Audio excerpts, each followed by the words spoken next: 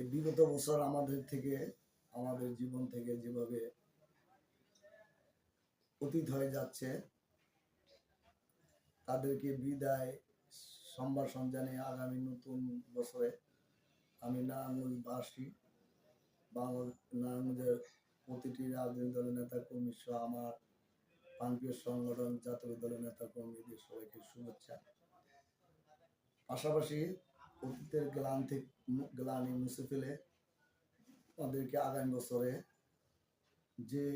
স্বপ্ন দেখে আমরা বিগত 16টি বছর ফ্যাসিস্ট খুনি এবং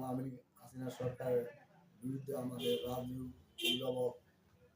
আগামী দিনের বাংলাদেশের কর্ণধার স্বাধীনতার সার্বভৌমত্ব রক্ষা প্রতীক তারেক রহমান এর নির্দেশে আমরা যে আন্দোলন সংগ্রাম করেছি, আন্দোলন সংগ্রাম করতে গিয়ে আমরা আমাদের দলে যে সকল নেতৃবৃন্দকে হারিয়েছি তার মধ্যে উল্লেখযোগ্য সাবেক এমপি ইলিয়াস আলী, সাবেক কমিশনার এবং ছাত্রদল নেতা সুমন সহ যারা এই ফ্যাসিস্ট খুনি হাসিনার হাতে রক্তরঞ্জিত শহীদ হয়েছেন তাদের রুহ মাগফিরাত কামনা করছি। পাশাপাশি বিগত 5ই আগস্ট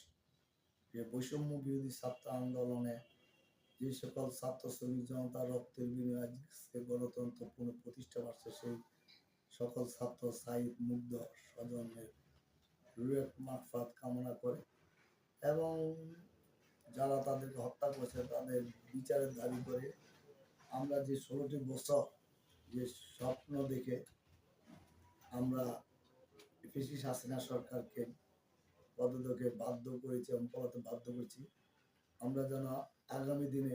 অবাধ সুষ্ঠু একটি নির্বাচনে দেশের 20 কোটি মানুষ তাদের মন মতো ভোট কেন্দ্রে গিয়ে ভোট দিতে পারে এবং আগামী দিনে যেন বাংলাদেশের জাতীয়তাবাদী চেতনায় এবং ইসলামী মূল্যবোধের চেতনায় মনোনীত প্রার্থীদেরকে জনগণ ভোট দিয়ে বাংলাদেশের জাতীয় একটি সরকার গঠন করে আমরা যেন যে আশঙ্কা নিয়ে এই বিগত ফ্যাসিস্ট খুনি হাসিনা সরকারকে বিদায় করেছি, 20 কোটি মানুষের মুখে হাসি ফোটানোর জন্য, গণতন্ত্রকে পুনঃপ্রতিষ্ঠা করার জন্য, বাক স্বাধীনতা ফিরিয়ে আনার জন্য, রাজনৈতিক ফিরিয়ে পাওয়ার জন্য, মানব অধিকার পুনরুদ্ধার করার জন্য এবং জনগণের যে 5টি মৌলিক অধিকার যে বিগত দিনে মৌলিক অধিকারগুলি বঞ্চিত, সেই মৌলিক অধিকারগুলি ফিরিয়ে পাওয়ার জন্য ও একটি সুখী সমৃদ্ধশালী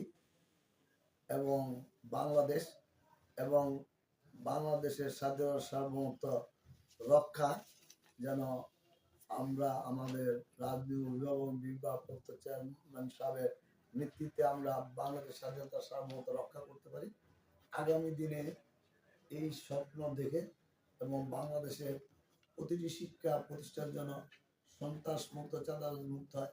বাংলাদেশ যেন সন্ত্রাস, চাঁদাবাজ, দখল মুক্ত এবং মাদক মুক্ত হয় এবং আগামী দিনে ছাত্র সমাজ যেন লেখাপড়া সমাপ্তির পরেই যেন বেকার সমস্যায় না পড়ে, তারা যেন মেধার যোগ্যতার ভিত্তিতে চাকরি পায় এবং যে বৈষম্য বিরোধী ছাত্র আন্দোলন যে আশঙ্কা করে ছাত্ররা আন্দোলন করেছেন সেই কোঠা পথা বাতিল করে যোগ্যতার ভিত্তিতে ছাত্রদেরকে বিভিন্ন সরকারি বেসরকারি সেক্টরতে চাকরিতে নিয়োগ দেওয়ার আশা রেখে এবং আগামী দিনে যেন বাংলাদেশের মানুষ অত্যন্ত স্বাধীনতার ঘোষক শহীদ জিয়ার পরিবার আর অপরদিকে শেখ মুজিবের পরিবার,